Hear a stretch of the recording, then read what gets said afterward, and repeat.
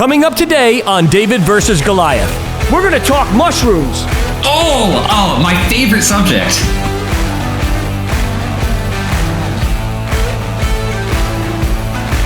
I have no idea what NLP means and what that all means, but we're going to find out together. Welcome to today's episode of David versus Goliath, a podcast dedicated to helping small businesses leverage technology to not only help them compete against their large competitors, but win. Your host is currently the CEO of A.D.A.M Business Software, a three-time Inc. 500 recipient, and a serial entrepreneur with a passion to help small businesses everywhere find, serve, and keep more customers profitably. Please join me in welcoming your host, Adam DeGraide. Hey everyone, it's Adam DeGraide with another amazing episode of the David versus Goliath podcast. Today I'm going to have a gentleman by the name of Slater Victoroff. He's the founder and CTO of Indigo Data Solutions, which is an enterprise AI solution for unstructured content with an emphasis on text and NLP. I have no idea what NLP means and what that all means, but we're going to find out together when Slater joins me in a few minutes. Today's episode is brought to you by A.D.A.M Software, where you can find, serve, and keep more customers profitably with their all-in-one solution of CRM software, marketing services, and a training lab built specifically for small businesses to help you get results. That's right, take the 120-second video tour at anthemsoftware.com. Every business has a song. Let their software and marketing system sing yours. You can also visit us online at David vs. Goliath Podcast. There you can subscribe to receive our newsletters and apply to be on the podcast. You submit the application, my team gets it, they vet it, and then if we feel great about it and we think it's going to add value to our watchers and our listeners, you get on. And that's exactly what's happening today with Slater. Well, I've also been talking to you the last few weeks about some musical projects that I've been working on over the last several months. I released my solo album called Adam DeGraide The Calm. There's a picture of it right now on the screen. And what was so cool about that project is it was me on acoustic piano, acoustic guitar, and a world-class string quartet. It's all instrumental, designed to help you relax. Well, I've also been working on a hard rock project. It's called the A.D.A.M Project. A.D.A.M Project. It stands for Artist Developing Astonishing Music. And when I decided to make the rock album, I didn't really have anything to say, anything I needed to say seriously. And so I said, well, what can I do that would be fun for me and that I think people would actually enjoy and get a kick out of? And so I'm a big gamer, and I play this game called Apex Legends, which is a world-class battle royale game. And they have amazing characters in the game. And I said, you know what, honey? I'm going to make the album about the characters in the game. I'm going to let them inspire these songs, and that's exactly what has happened. Over the last couple of episodes, I've showed you several of them during the second quarter All-Stars. But this is one that I haven't shared with you yet. I'm going to start it from the beginning and go through the first chorus. It's about a character, Wraith, who is an interdimensional skirmisher. That's right. And this song is called Into the Void, inspired by Wraith from Apex Legends. Enjoy.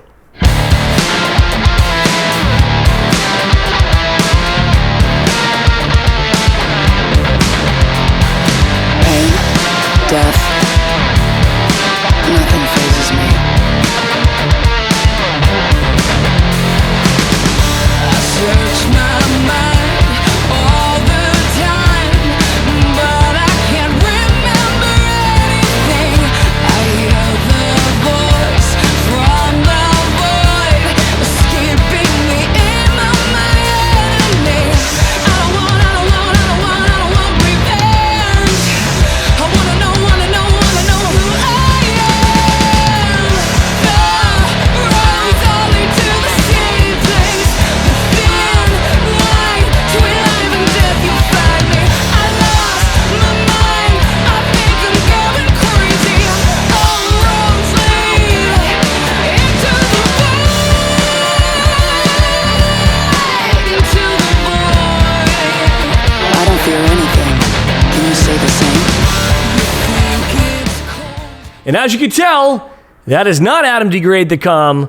That is the A.D.A.M Project, which should be out today, if not yet anytime soon. Check on Apple and Spotify. Well, with no further ado, let's get right into it today with Slater Victoroff. Slater, welcome to the David versus Goliath podcast. Thanks so much for having me, Adam. It's great to have you. I was reading in the intro, which you weren't privy to because I did it prior to you actually being on here. I actually said you're the founder and CTO of A.D.A.M Solutions, an enterprise AI solution for unstructured content with an emphasis on text in NLP. And I said to my watchers, listeners, what the heck does that mean? That's the $1 million question, right? Yeah, exactly. So I think it would be good because, I mean, we're always hearing, everyone always throws the word around AI this, AI that. There was a movie made AI. And I think there's a lot of not only misconceptions and misinformation in regards to AI, but I think a lot of people don't even understand conceptually what it is. So why don't you talk a little bit about that, and then we'll go from there and talk about your business. Yeah, and I think the first thing I'll say at the highest level, right, is AI is such a broad space, right? Frankly, I was just talking about this. I just posted this on Twitter. There's so much cool research coming out in this space that even me, someone who is, full-time, just like trying to keep up with everything that's happening, not even across the entire field, even in like my, it's a significant segment, right? But it's not 100% of everything happening by any means. So that's maybe the first thing, right? Is it means a huge number of things to a huge number of people, right? And it's a broad enough term, AI, that it's kind of hard for me to say like, yes, that counts. No, that doesn't. In the strictest form, one of the things that's really interesting about AI has a definition that shifts naturally over time. So very, very vaguely, right? AI is the act of using computers for anything that computers are not traditionally used for at that time, right? So like back like 50 years ago, right? Like the buttons in an elevator, that was AI, right? Or like your rice cooker knowing when to turn off, right? Like that was AI. But because now that's assumed, that's not AI anymore, and so it is something that does intrinsically drift over time, which it makes it confusing. It does make it confusing. And so for the watchers, listeners, it's artificial intelligence. So for example, years ago, when I built my first CRM software, this is years ago back for the auto industry, there was no like logical automation. So in other words, status-driven marketing at the time. So we were forging groundwork back in those days at a company called BZ Results, where we built, if the person's interested in this car, but they're not ready, they'd go to interested, not ready. And then they would get these drips and these text messages. And so that was considered AI at the time. Now that's considered pretty much standard stuff. If you don't have that in CRM, you don't have anything. And I'm working with people right now that are trying to create programs that intelligently, proactively will know what's coming next. And people the next best action kind of stuff, figuring out, how do I intervene with a customer? And that is tricky stuff. It is tricky stuff. Now, what does NLP stand for? Because I'm not familiar with that. Yeah. So it stands for natural language processing. And there are a lot of different things that people toss under that. So you'll also hear NLU, so natural language understanding. You'll hear NLG, natural language generation, right? I define it in kind of the broadest of all possible ways. It's anything where you're working with text, right? Okay. And I think this kind of relevantly starts coming into like, okay, great. Like we're talking about AI. So, it's this massive thing. It's a whole bunch of stuff. So what does Indico actually do? There's a lot of ways of segmenting things, but we really focus on this unstructured data piece, right? What does that really mean, unstructured data? For us, that is, that's text, that's images, that's audio. That's something where really importantly, the way that humans perceive the data is actually a primary kind of critical part of how you interact with it. Right. Very different from, say, actuarial work where you've got some, specific data points that fit into a spreadsheet, right? Okay, hey, I want to like regress against these, right? And I want to kind of do this balance. I mean, that's still AI in a way, right? That's still data science. That's still, you're using ML still in that space. But, it's less the kind of stuff that we focus on.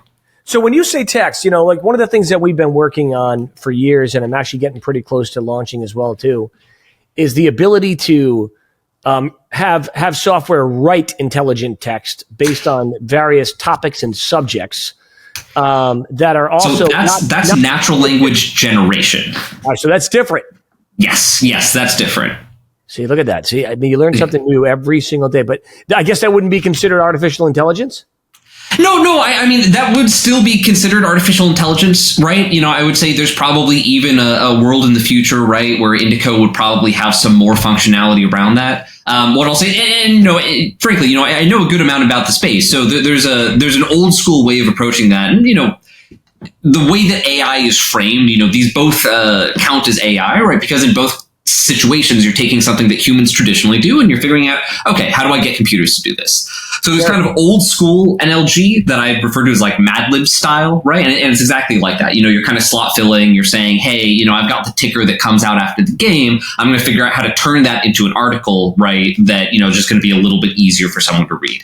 That's kind of valuable. That sort of last generation. Now you've got this stuff like, GPT and GPT-3 and whatnot. And, that's kind of generating text in this much more flexible, interesting, like theoretically rich way. But I think it's also exposing, kind of this interesting question of like, how do you control it effectively? Like, what's the right way to interact with it? Because people, really like to edit. And, if you're like generating parts of it, kind of going beyond maybe traditional marketing automation, right? And then, people are trying to generate almost like long form articles and stuff like that. Or even write a book based on a plot or a subject that they have. I mean, someday for sure. Yeah, it really is interesting to see how much technology has moved forward. So when you started Indigo, obviously, how long has it been going? You've been doing this for now? About 9 years now at this point. Oh, that's a long time. In the AI world, you're like an old senior citizen.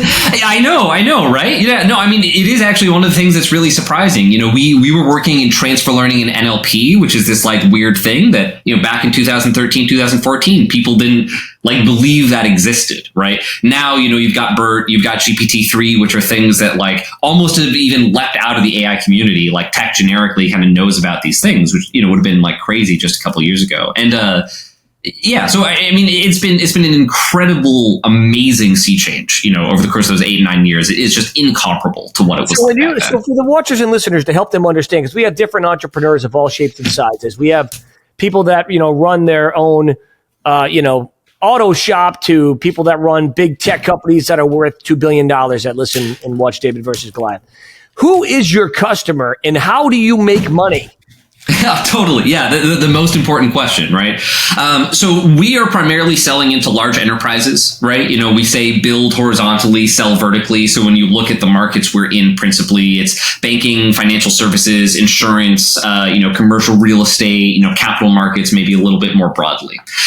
When we talk about sort of the stakeholders and really how they're making money, right, which then is how we make money because we're a B2B software company, it all centers around the subject matter expert. So, I'll give you an example, say a loan approval process, right, or kind of some lease process. You've got this river of unstructured data, right? Really importantly, this is not some simple like, check the box. Yeah, like there's a logo in the upper left-hand corner, right? You're talking like 6-7 documents, right? If you signed a mortgage, right? These are very kind of complex things. There's a lot of different things that you've got to check, right? A lot of nuance to that.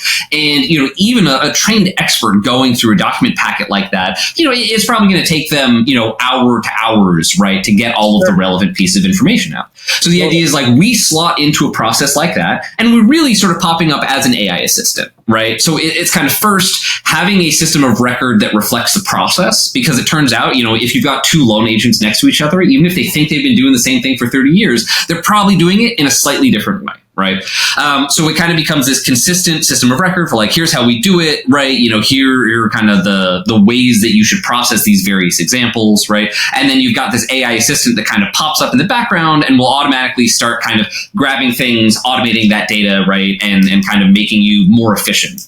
Is that like the Microsoft Clip guy? You remember that? Yeah, absolutely. Yeah, Clippy. No, I mean, we used to use, like, I swear to God, like, Microsoft Clippy is in some of the very first pitch decks we've got, but we're way less annoying. That's the difference. Yeah, it's so funny that you say that. I mean, so people, from the beginning of time, because I've been involved in this for quite some time myself, building marketing automation softwares and stuff like that. And I remember when Clippy came out, man, I thought it was the greatest idea until day 2. I'm like, Yeah. Clippy has got to go.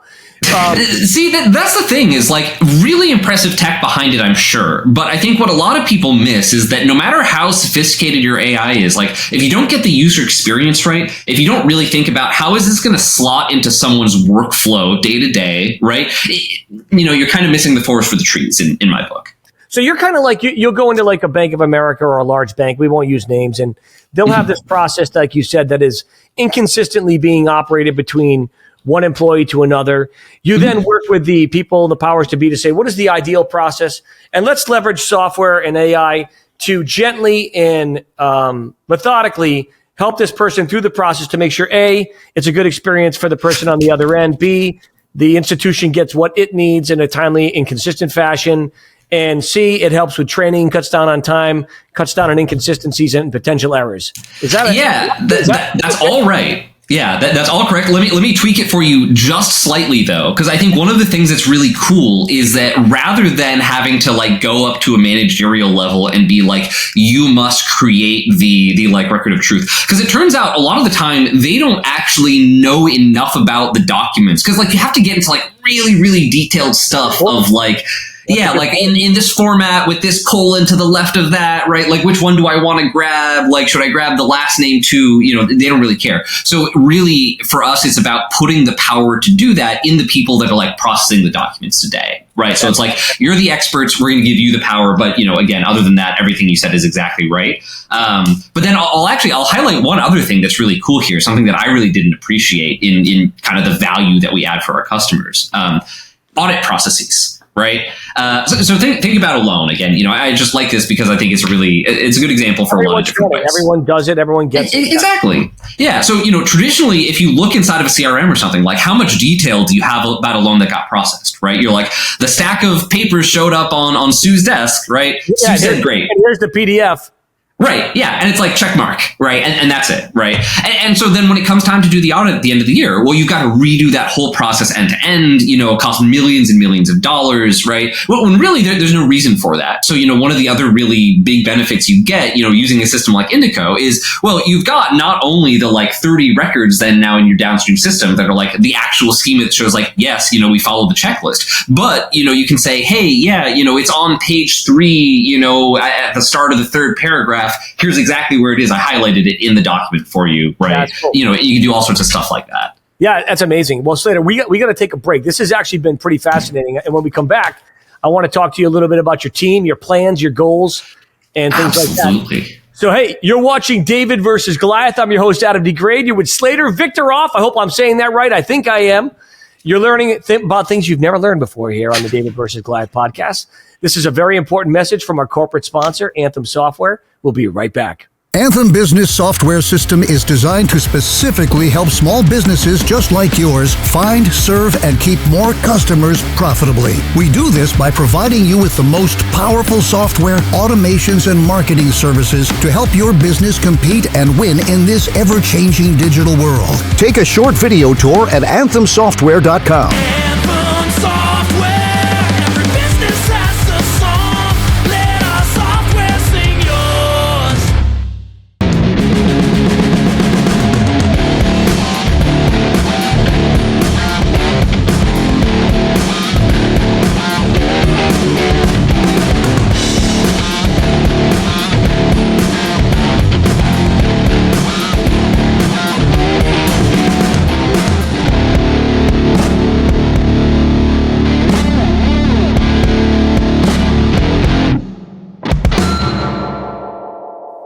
And we're back with Slater. Slater, this has been so much fun. The shortest break in history, as you can tell.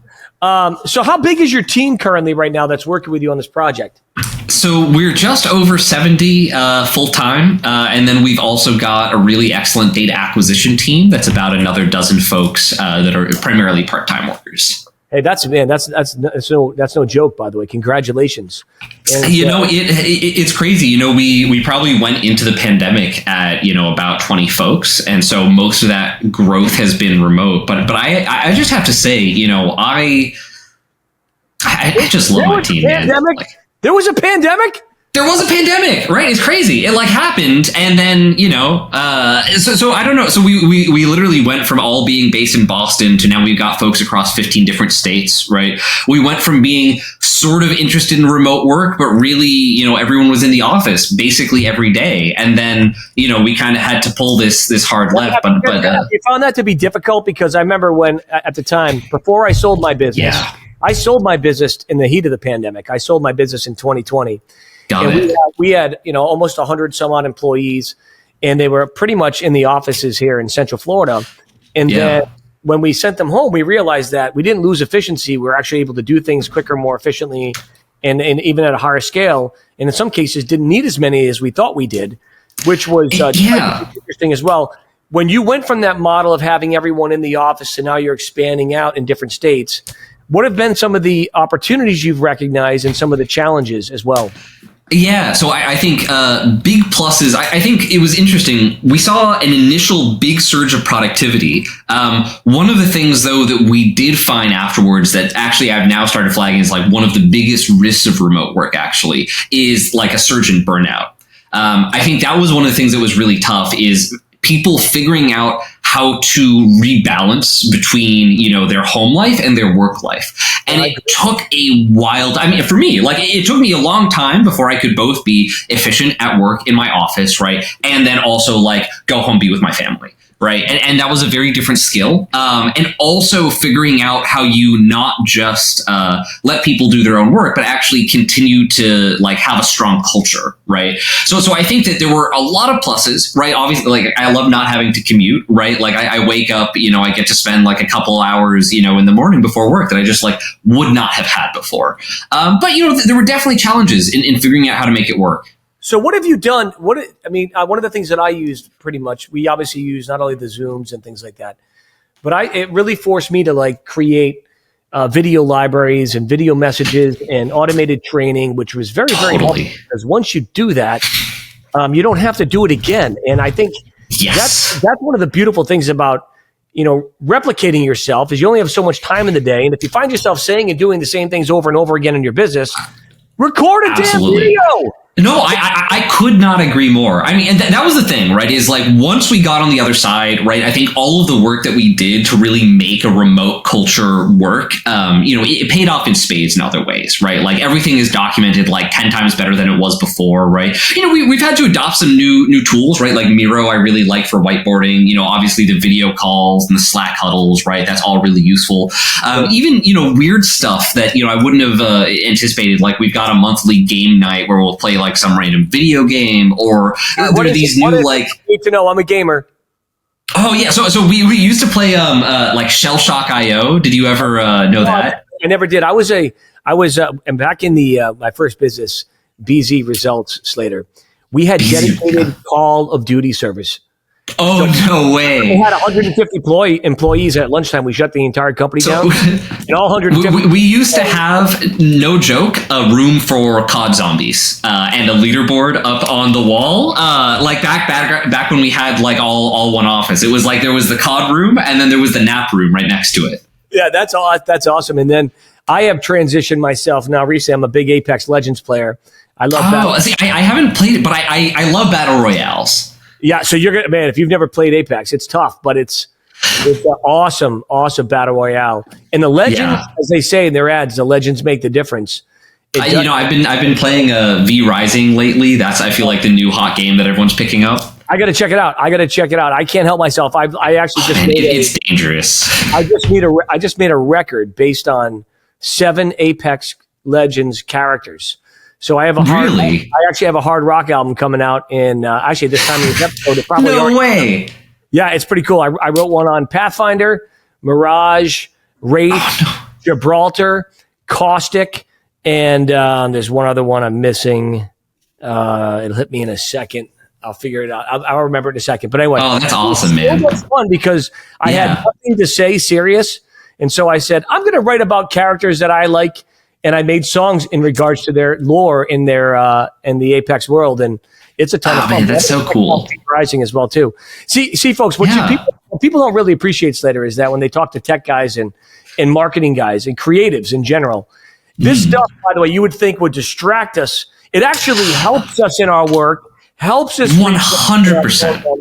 because you start to think about it as a programmer, and you start to appreciate the logic and the AI that they built in these games.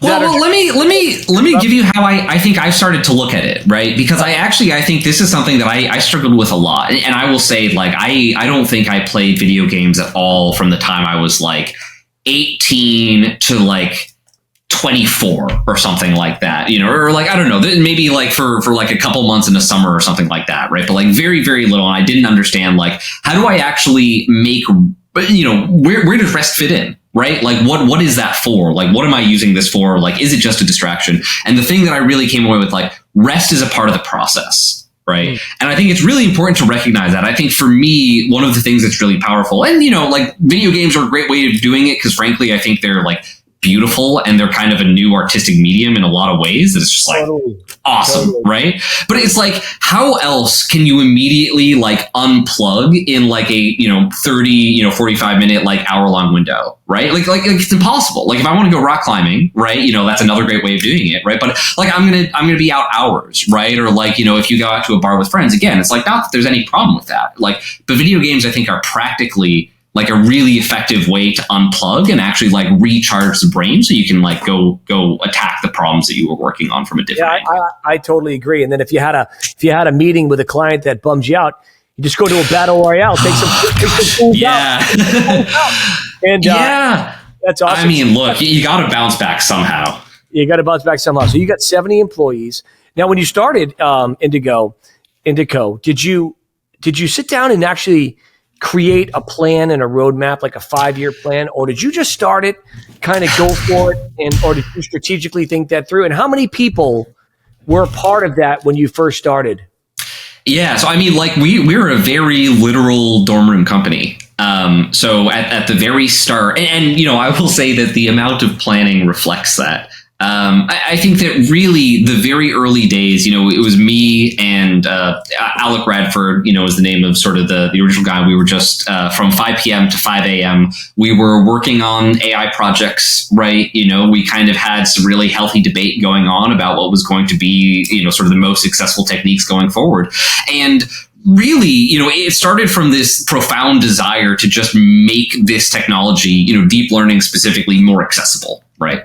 And so that really profound desire has stayed constant. And it's really interesting. You can look at even some of our original seed decks. And I'd say even, you know, today, 8-9 years later, somewhere between 30 and 50% of it still applies. That's right. Amazing. And I think that art of like going and like setting your true north and being like, what is really important to us? Like, what do we want to solve no matter what? That was really important. Like, we wouldn't have made it this far without it. And now obviously, you know, we're a lot bigger, we're a lot more successful than we were back then. But, you know, a lot of the DNA has stayed exactly the same. Now, and this is something that I think people don't appreciate as well, too, because I've worked with programming staffs and creative individuals and artists. And many of the people that I've worked with that are programmers and even graphic artists are also musicians, and they have just like art running in. And so business historically in those types of individuals is like almost like it's been a turnoff to them, right? Because the idea that we want to create cool things that impact the world, change the world, but then business comes involved in it, and you have to make money, and you have investors that you're responsible for. How have you personally, and then your partners, your dorm room mentality of where you guys are going to take on the world, we don't care about the money type of thing, or you did care about the money, but you know, maybe it was a little bit purer. How did you blend the two initially? And how has that changed to where you are today? Yeah, I think poorly is the first answer, right? And then I think we do it a lot better today. But no, I mean, I really appreciate you bringing it up, because I think balancing all of those concerns and finding a situation actually where you kind of can have it all is really, really hard. And I think that structurally, that's one of the really big things about Indico that does actually differentiate us, is we have decided to attack the market in a different way so that we're really intentionally both, you know, we're avoiding a lot of the biggest ethical concerns in AI. We're setting ourselves up to work on really challenging, difficult problems so we can attract the best talent in the world, right? But we're also doing it in a way that's very uniquely kind of human-centered. And so, you know, we've had this very specific view on like how are we going to attract top talent? Like, what is the cool problem that you come to Indico to work on? And for us, right, it really is a lot of people, a lot of great programmers and creatives are not interested in the money. They're more interested in the culture and the vision and their experience of how they're going to be there as being a part of a team. And not everyone's motivated by money. I personally, I mean, to an extent, right? Like, I mean, I will say, you know, like it is tough for us at times. Like if everyone were only motivated by money, we would not make a single hire. Right. I think that the thing is like every single person that does work at Indico, if they were purely salary motivated, right, they could go work, they could all make more money somewhere else. But, you know, it is equally important for us as a company to be like, look, guys, like, we're going to give you like consistent raises. Like we're going to push for like better comp. We're going to continue to like make sure that you are compensated like very, very well. But, you know, we're not like, look, it's not going to be the top 1% of comp out there, right? It's going to be like strong, like 80th percentile kind of stuff. And we're going to have to like, you know, balance that with, you know, like making the best culture and really giving you cool stuff to work on. And you know, because we're never going to be able to be in that top 1% of comp. Yeah. So we've got to balance for it somehow. It's interesting. Over the years, I've had some awesome programmers that have left for the money to go somewhere else. And I would say 50% of them came back like within 6 months to 18 months because they realized that, okay, the money was there, but the project was boring as all get out, or their culture was so bureaucratic, it became not fun anymore. So we saw that a lot too, and I'm sure you probably have seen that as well too. Well, we got to take another break from another amazing sponsor. And when we come back, we're going to talk mushrooms. And not my favorite subject. That's right, your favorite subject. Not what people are thinking. They're thinking shrooms, they can get high. Maybe that is completely different. It's not. But we're going to be back in a second with Slater, and I'm Adam DeGraide, and you're watching and listening to the David versus Goliath podcast. Here's another important message from another great sponsor. Stay tuned. At ISU RMAC Agency, we want to be your one responsible source for all of your insurance needs. From a rocket engineer in California to several hospitals in Illinois, our personal lines team specializes in hard-to-place risks and high-net-worth clientele. With 2 locations and 20-plus agents, we can write in all 50 states to better serve our clients with needs in multiple states. Family-owned and operated since 1962 and 4 generations carrying on the tradition of insurance. Celebrating our 60th year in the industry, we are truly proud of where we have come from and where we are going. With over 300 carriers nationwide, our agency can offer individuals and businesses more choices and better prices. ISU RMAC brings a wide variety of solutions to the table. For more information, visit us online at www.isu-rmac.com.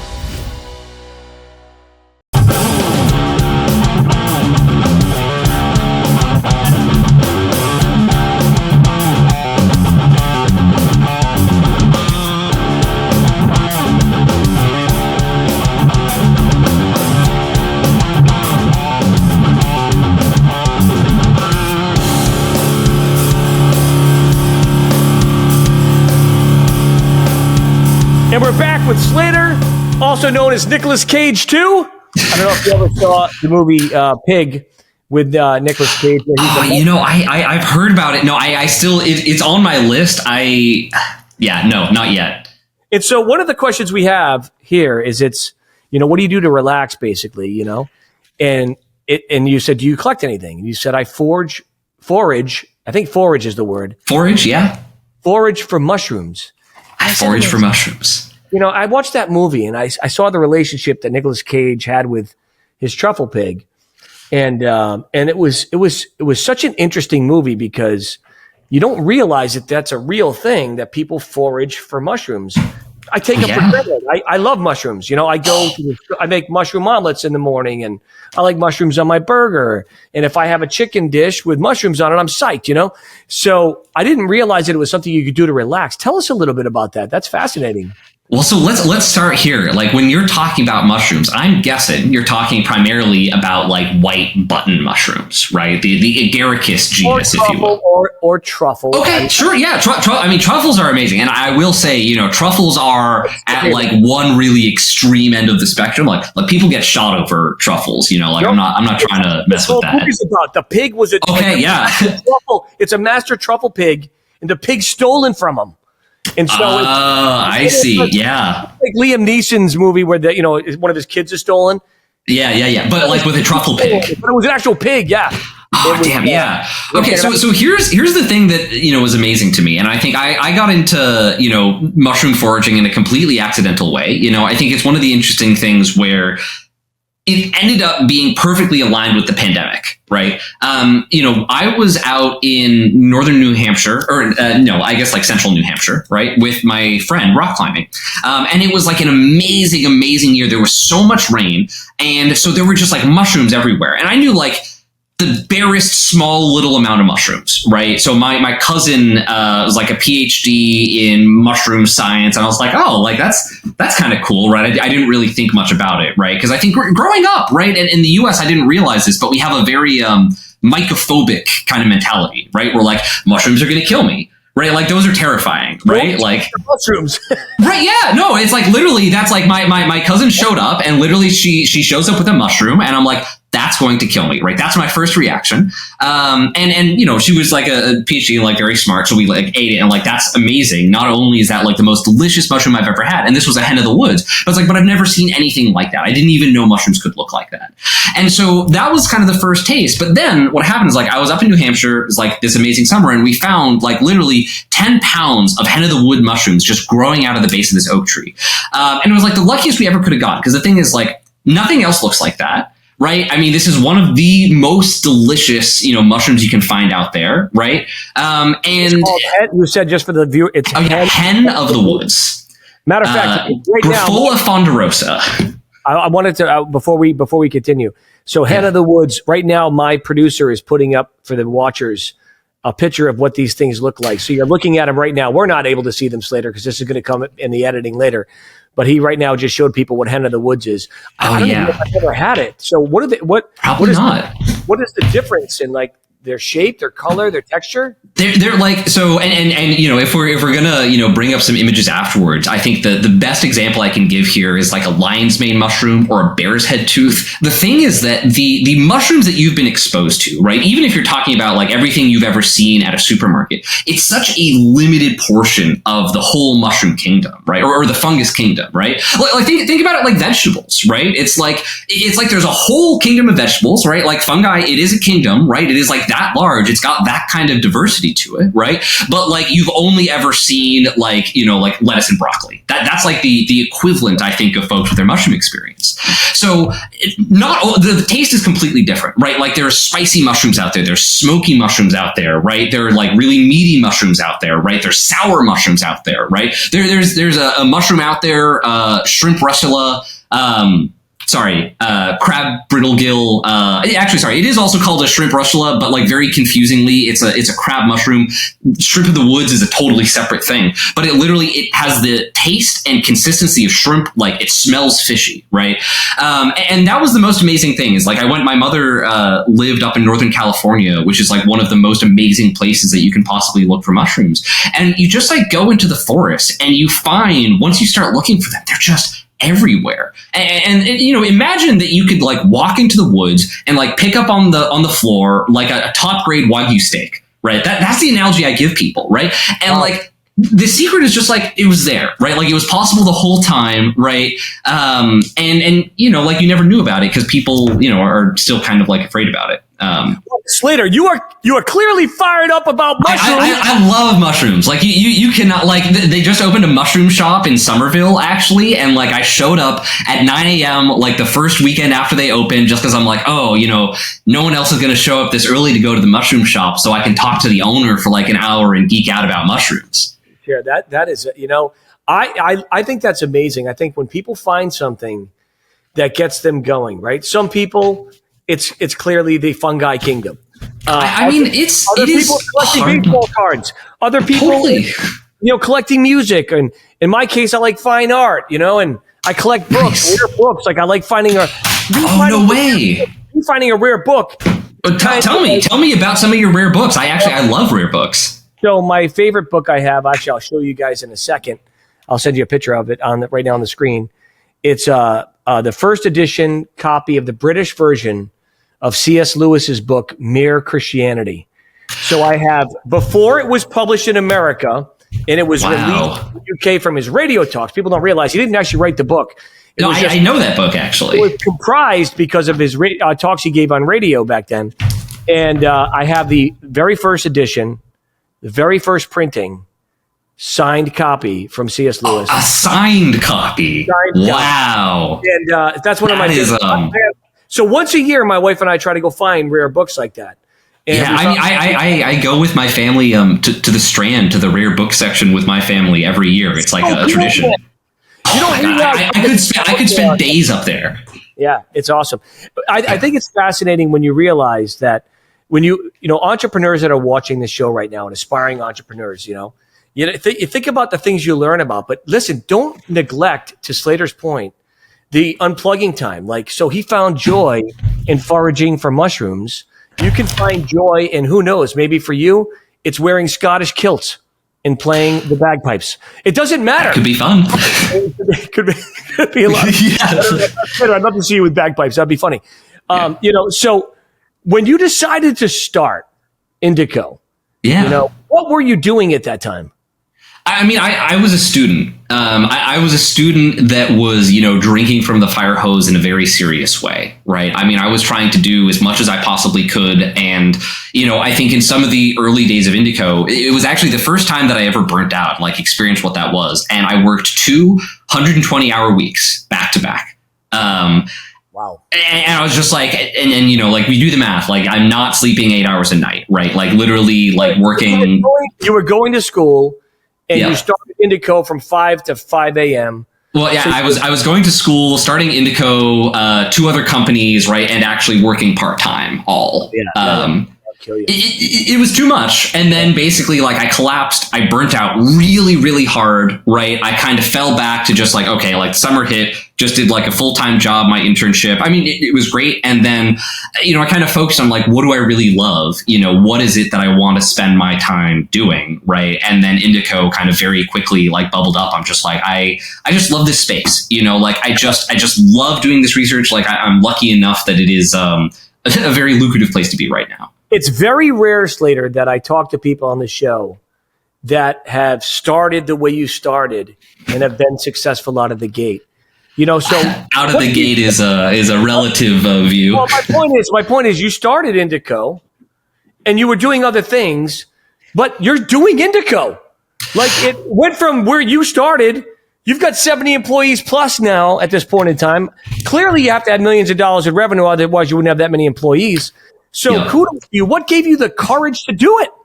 Actually, I love the exact way you framed that. And I'll tell you the moment that I realized, I think, what it meant to be an entrepreneur. So when I was a sophomore, maybe even before I came up with Indico, right? I had this idea that I was going to create a company. And I'm like, oh yeah, I'm going to like work all 4 years. And then like when I graduate, it'll be set up. Like I've got this whole plan, right? And it was going to be like a biotech company, right? To give you a sense of like how well plans work.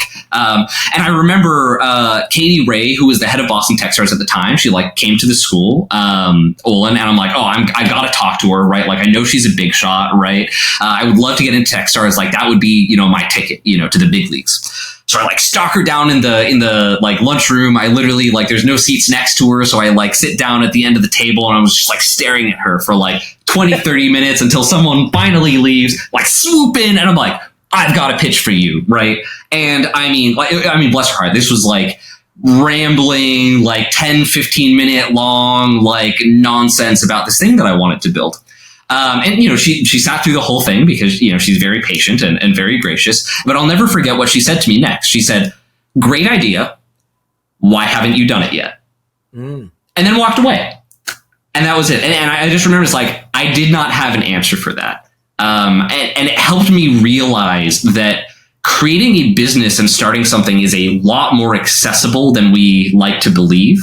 Totally. And one of the mottos that we had in the very early days of Indico was this idea, always escalate, which is the idea that, we had to run so much faster than we were comfortable to understand where the limit actually was, right? We didn't want to go to our first pitch. Literally, we kept saying like, oh no, like give us a couple more weeks, it'll be ready, in another month, 2 more months. Our friend literally said, no, like VC's here, like you're going to pitch in an hour or you're going to make me look bad. And it took that kind of forcing for us to get over the hump. But, once we got there was that realization that we were the only ones holding ourselves back. And once we stopped doing that and just said like, how big can we make this? Right. Like what would happen if we put 100% of everything we had behind this? That was when things really started moving. When you think about what Slater just said there, folks, always escalate. I always tell people all the time, your company can only grow as big as you can see it. Okay. So it's only going to be as big as you can see it. Always escalate. Always escalate. Because small business, by the way, does not equal small thinking. You can have a small business and have big thinking, and before you know it, that small business goes from Slater to 70 plus and millions of dollars in revenue, but it takes courage. Good for you, man. I'm proud of you for doing that. Now, and final, one last question. People right now are watching this and they might have an idea, and to your point, they haven't done it yet for various reasons. What would you tell them? Start. I think, if you want more than that, not that I think you necessarily need more than that. I don't think you need more than that. I think it's probably been the best answer I've ever had to this question. Sweet, then I'll leave it there. It's like, have you ever seen George Costanza? Where he's like, he realized that he always stays past his good line. And so finally he would when people would laugh, he'd keep going and then nobody would laugh. So whenever he told the joke, they started to laugh and he's like, I'm out of here. And he would leave at a high point, and leave him wanting more. So Slater, wanting more. The advice from Slater, folks, is if you've got an idea and you're complaining about something at work that you think you could do better, start. Because that's the word. Nothing great happens unless you believe. Everything worthwhile starts with believe, and the only way to do something is to start. Now, Slater, have you had fun being on DVG today? I've had tons of fun. This has been a blast. Now, would you come back in 18 months so you can update us on Indico? Oh, absolutely I would. Yeah, I'd tell you, how much bigger we are. Exactly. Now, how can people find you? You can find me on Twitter, SL8RV, or check out my website, slater.website, which I was very happy to nab. Slater.website. Yeah. I love it. That's great. Slater, it's been awesome, my friend. And when you're out foraging, you got to send me some mushrooms at some point so I can taste some things I've never tried before. Make sure they don't kill me, though. They will not. So actually, here I've got to just speak up in the defense of mushrooms. Basically, no mushrooms will kill you. It's extraordinarily. It's something like less of the, I think, 1,000 species in North America. I believe there are 3 that are deadly. Of which like 2 taste terrible and you could never eat enough to kill yourself anyway. So it's very, very rare. Like, yes, you should know what you're doing, but there's a lot of very safe mushrooms out there. So there you go, guys. Slater says safe mushrooms. That is not advice that I'm giving you here because I don't know anything about mushrooms. You eat them at your own risk. Thank you so much for tuning in to David versus Goliath. It's been awesome. What a great interview. Where else are you going to learn about mushrooms, artificial intelligence, and people wearing kilts, playing the bagpipes? Nowhere else but David versus Goliath, folks. Thank you for tuning in. We'll see you next week. Have an awesome day.